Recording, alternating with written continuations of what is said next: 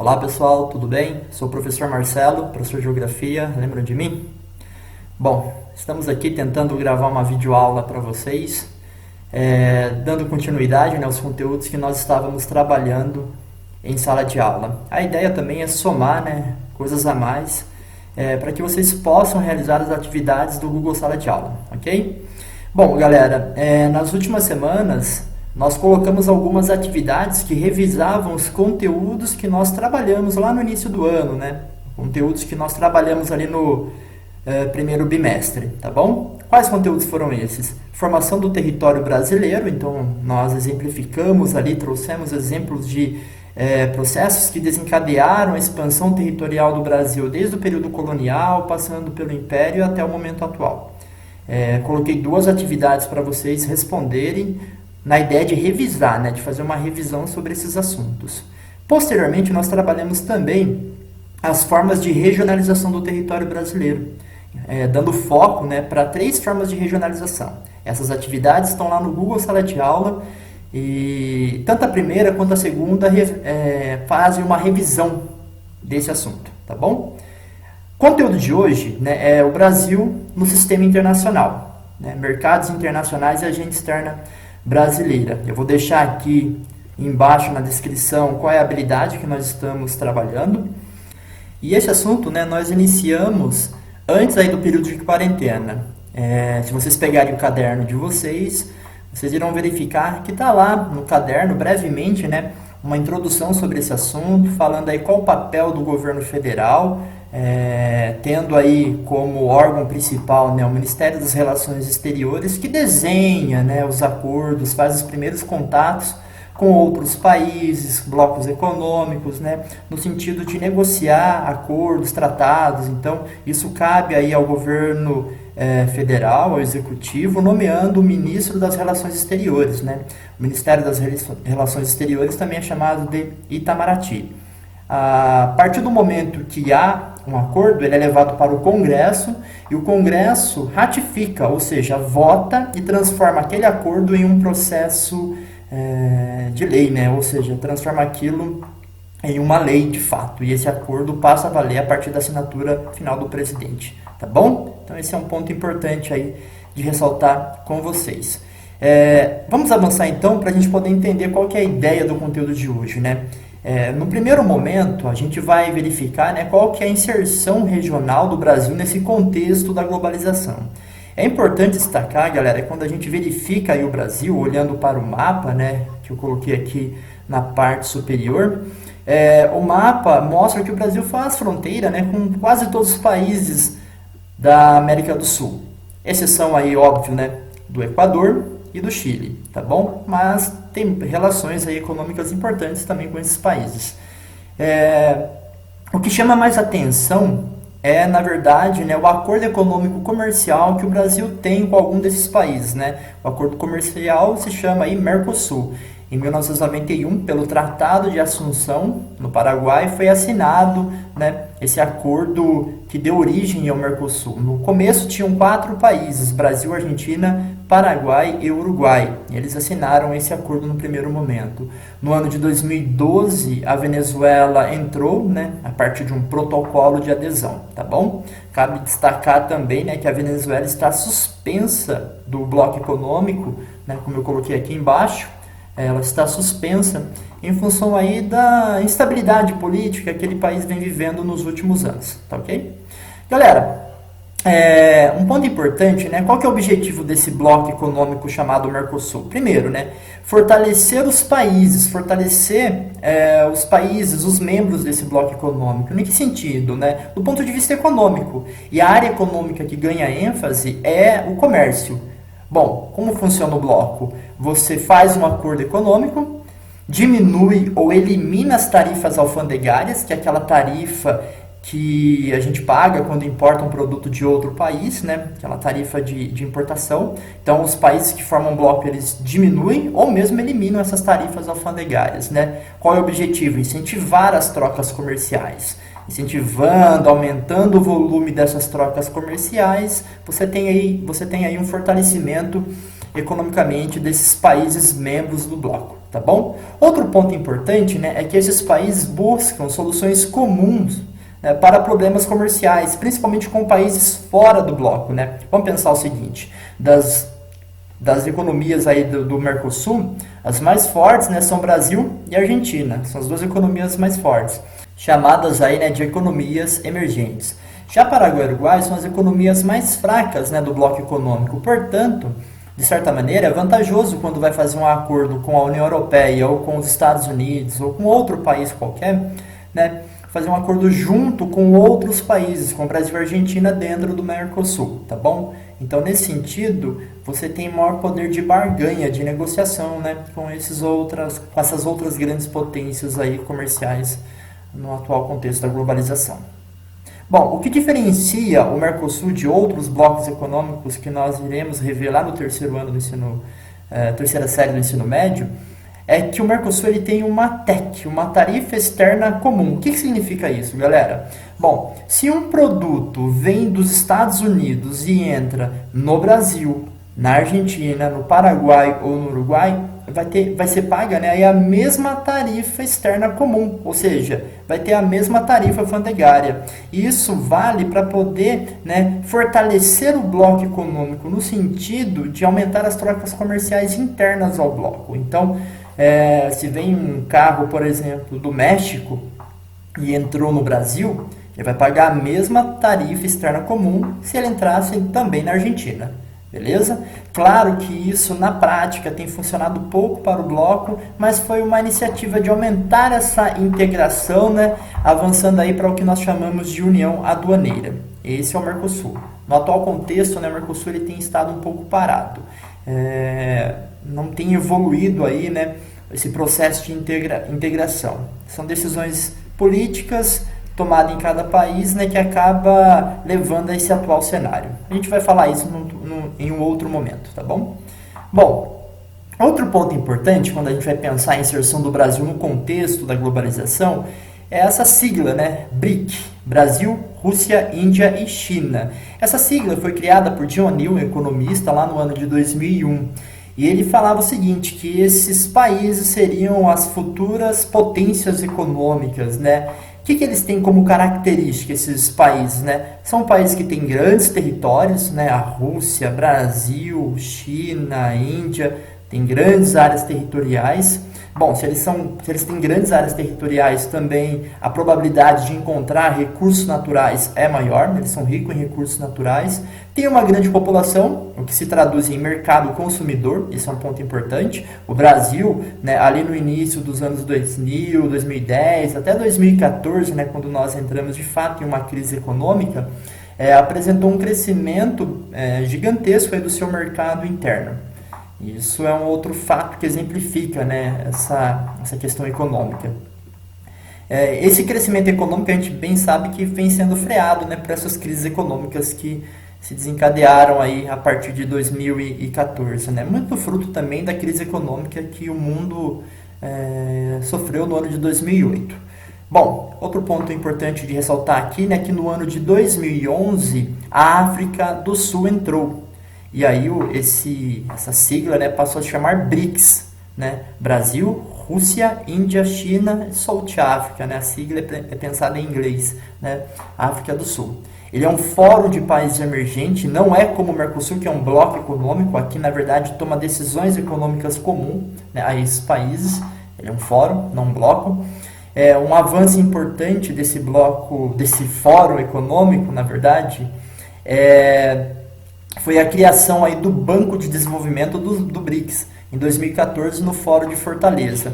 Qual que era a ideia, galera? A ideia, na verdade, é esses países poderem não depender mais das outras potências, né? Não depender de organismos internacionais com sede nos Estados Unidos ou na Europa. A ideia é que eles mesmos pudessem financiar as obras de infraestruturas e também, né, ter as trocas comerciais realizadas com suas próprias moedas, não depender aí do dólar, que é a moeda, né, para as transações comerciais internacionais, tá bom? Dentro aí do BRICS, galera, nos últimos anos, né, principalmente de 2017 para cá, o Brasil vem perdendo um certo protagonismo, né, em função aí do nosso caminhar político, né, do nosso contexto político interno atual. Avançando, uma coisa que ganhou bastante evidência nos anos 2000 foi aí o que a gente chama de cooperação sul-sul, ou relações no eixo sul-sul. O que vem a ser isso? Eu destaquei aqui no mapa, né, os países em azul, que são os países mais ricos, e os países em vermelhos, que são os países mais pobres, subdesenvolvidos, né? Claro, tem que tomar um certo cuidado, né? Não dá para colocar isso como uma coisa homogênea. Por exemplo, né, o nível de subdesenvolvimento do Brasil é diferente, né, num país como o Sudão, aqui na África, tá bom? Então é importante diferenciar isso, né?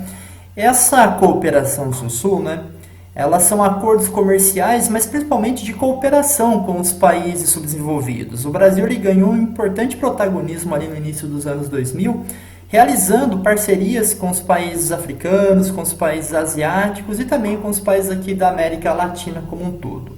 Qual que é o objetivo, né, dessa relação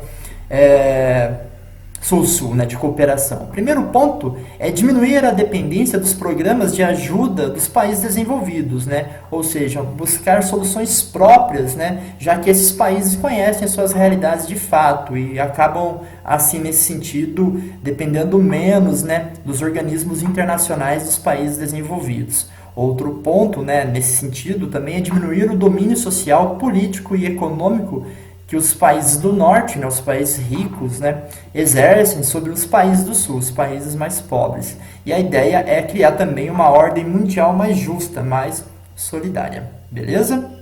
Bom, o Brasil teve uma atuação importante com as suas empresas, tanto públicas quanto privadas, né, no sentido de fazer parcerias e cooperações nesses países, né? A Embrapa está na África, né? A Embrapa que cuida aí de pesquisas na área de agricultura, ajudando aí a fortalecer a agricultura de alguns países. A própria Petrobras, né, ela está também investindo em outras regiões. As empresas brasileiras, né, principalmente as de construção civil, estiveram presentes também nesses países. Nos últimos anos diminuiu um pouco em função dos problemas internos políticos do Brasil, tá bom? Mas essa era a ideia dessa cooperação sul-sul. Galera, eu coloquei aqui embaixo, né, para a gente ter uma certa observação, que essa cooperação ela se destaca, né, tanto pela saúde, né, então ajuda na questão da saúde, pela agropecuária, como eu falei do caso da Embrapa, e também outros serviços ou políticas sociais. Alguns países adotaram políticas públicas que deram certo no Brasil, como exemplo o Fome Zero, que foi um programa criado, né, para poder combater a fome no Brasil, e alguns países pegaram essa ideia e levaram para a sua realidade, tá bom? E implementaram esse programa. Mais uma vez, importante destacar, né, eu estou insistindo nisso, que nos últimos anos o Brasil vem perdendo um pouco desse protagonismo que tinha. Bom, entre os organismos internacionais, aí o Brasil também ganhou bastante evidência, uma participação intensa no que a gente chama de G20 comercial, e aí eu coloquei 2 G20 aqui para a gente poder diferenciar, já que o Brasil está nos dois, tá bom? O primeiro, vamos focar aqui no G20 comercial. A ideia aqui é atender aos interesses dos países mais pobres, né? Os exportadores de produtos primários. O que são produtos primários? Produtos agrícolas, minérios. Esses países, eles lutam lá na Organização Mundial do Comércio, a OMC, pelo fim de subsídios agrícolas.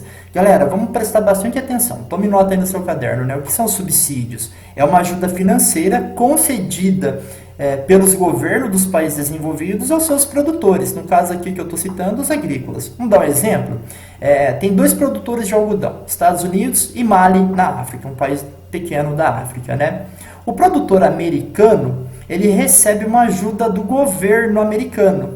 Com isso, ele consegue flexibilizar o preço desse produto, né? Abaixar, reduzir o preço desse produto.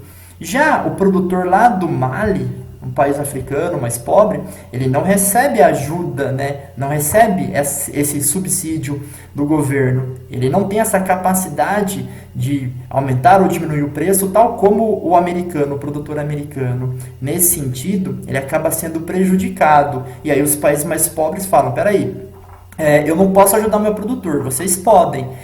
O ideal é, na verdade, é que isso não exista mais subsídios, né? Já que isso torna o chamado mercado nada competitivo, aliás, muito desleal, tá bom?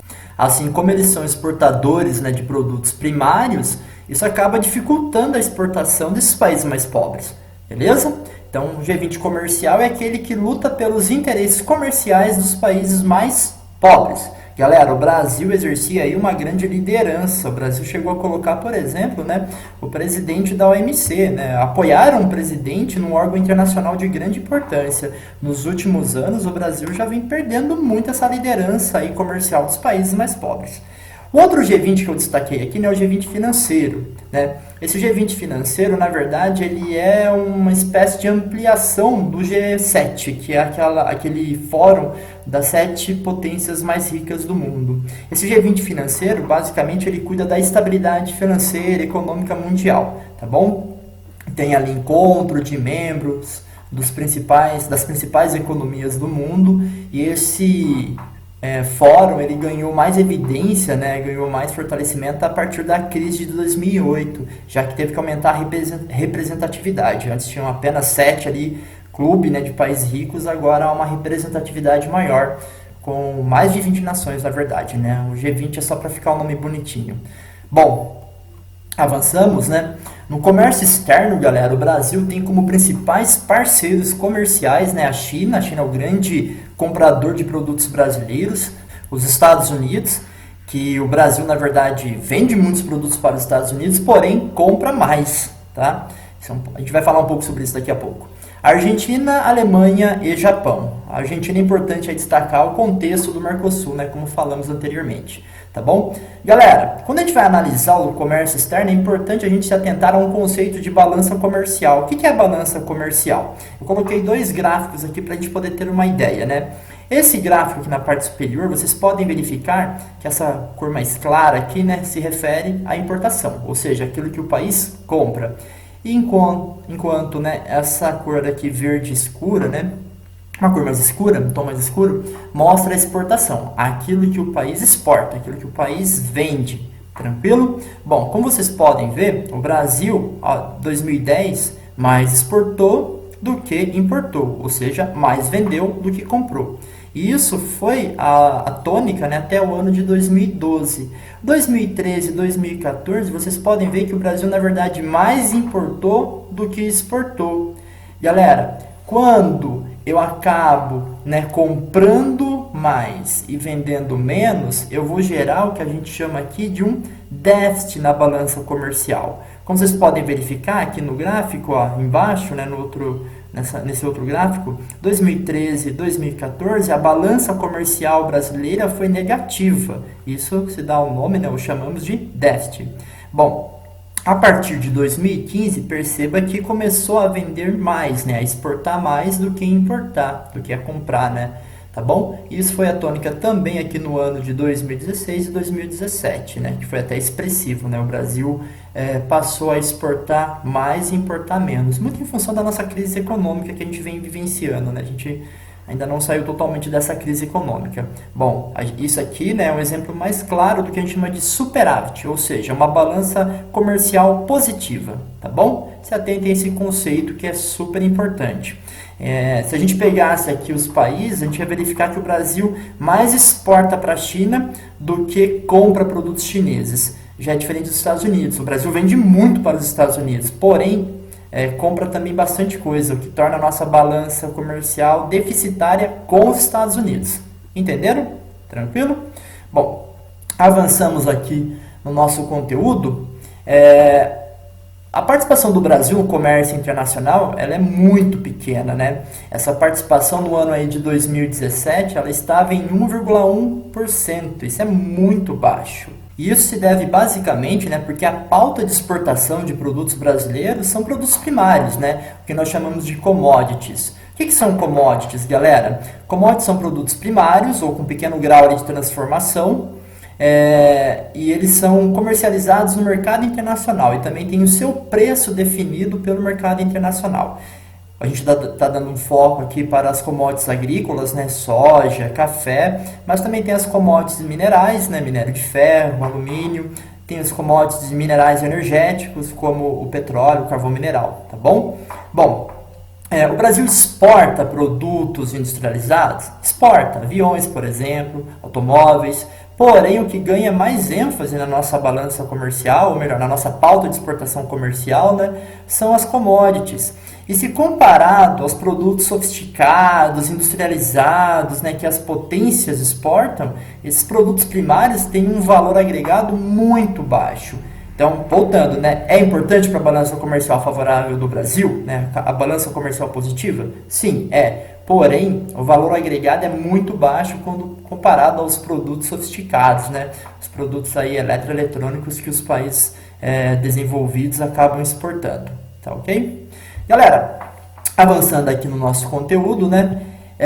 O Brasil hoje ele tem aí um alinhamento muito próximo com aquilo que é determinado pelos Estados Unidos. Isso é muito claro hoje, né? Basta ver qualquer noticiário que a gente consegue perceber esse alinhamento, tá bom? A gente também verifica aí alguns problemas diplomáticos, né, com países vizinhos. O exemplo mais evidente aí é o caso da Venezuela. E não é de hoje, na verdade, que a Venezuela passa aí por turbulências políticas. Ela já vivenciou isso no início dos anos 2000 e o Brasil, né, assumiu um papel de liderança, tentando ali costurar um acordo entre oposição e governo venezuelano para poder aí, na verdade, né, diminuir aí os impactos tanto internamente na Venezuela quanto no cenário regional da América do Sul, tá bom? Hoje, na verdade, o Brasil ele segue o que a pauta americana sugere.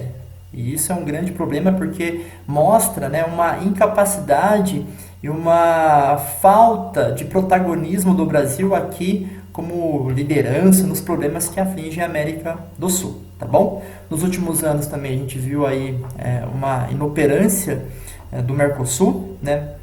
O Mercosul até aprovou um acordo no ano de 2016, 17 ali com a União Europeia, porém esse acordo econômico com a União Europeia não houve um prosseguimento, né? Não houve um avanço, porque os países da América do Sul começaram a sofrer ali algumas turbulências, né? O caso da Venezuela que foi afastado, o próprio Brasil, né, que tem aí problemas na agenda ambiental, e isso não é uma coisa bem vista aí para poder avançar os acordos econômicos com os países, né, da União Europeia. A França, por exemplo, vem restringindo ao máximo aí o avanço desse acordo com o Mercosul, né, Mercosul e União Europeia, tá bom?